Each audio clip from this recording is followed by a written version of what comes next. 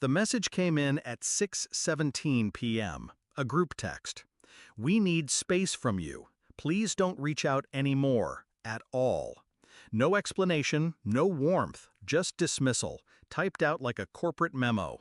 My uncle was already at their house helping them box up their things. They thought they were making a statement. They thought they were cutting me out. I simply replied, "Of course. I'll cancel my direct deposits first thing." That was the moment the ground shifted, not under me, under them.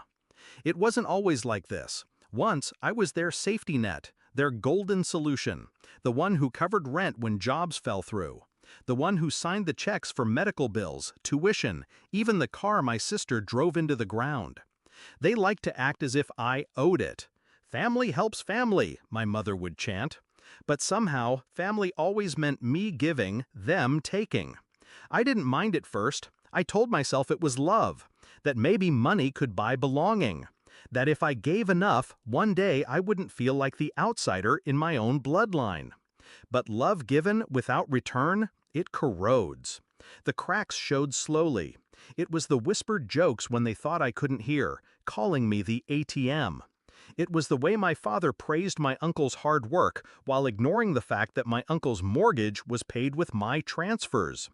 It was the Christmas dinner where every gift under the tree was from me, yet not a single one had my name on it.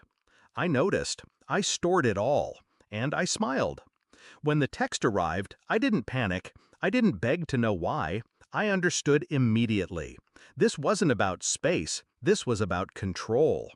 They assumed dependence ran one way, that cutting me off would leave me crawling back, desperate.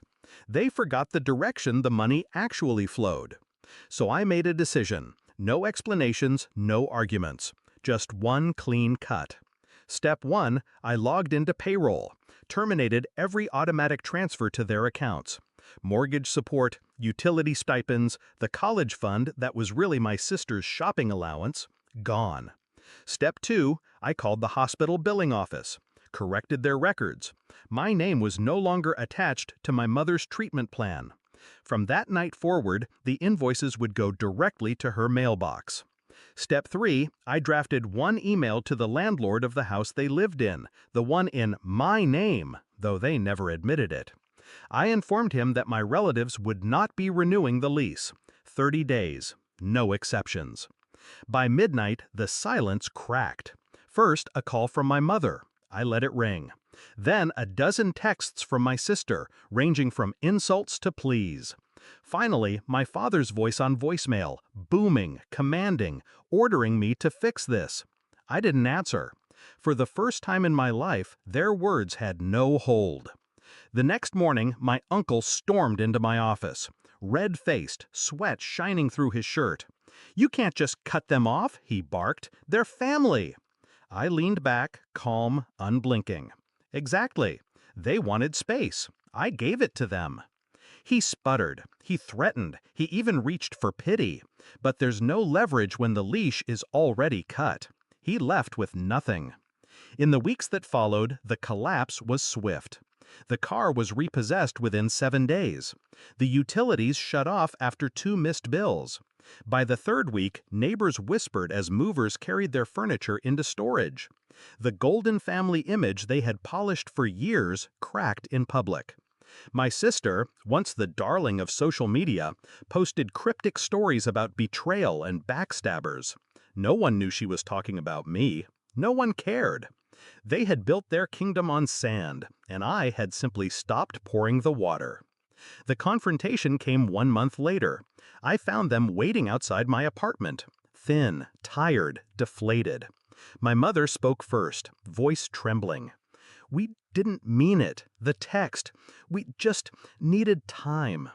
My father tried to regain his authority, pointing a finger at me. "You don't abandon blood. You fix this now." I looked at them. 3 faces I had once loved. 3 mouths that had only ever opened to take. "I didn't abandon you," I said quietly. "You abandoned me. The night you reduced me to a bank account." They stared, uncomprehending. "I'm not your ATM," I continued. "I'm not your savior. I'm done funding my own erasure." Silence. Heavy. Final. I walked past them, didn't look back. It's been 6 months. They're still out there, somewhere between eviction notices and borrowed couches. I don't know if they hate me. I don't know if they've learned. It doesn't matter. What matters is this. For the first time in my life, I kept something for myself. Not money, not pride, but freedom. They thought I needed them. They thought I was weak without their approval. But they forgot the simplest truth. The one who holds the purse strings holds the power. And I never let go.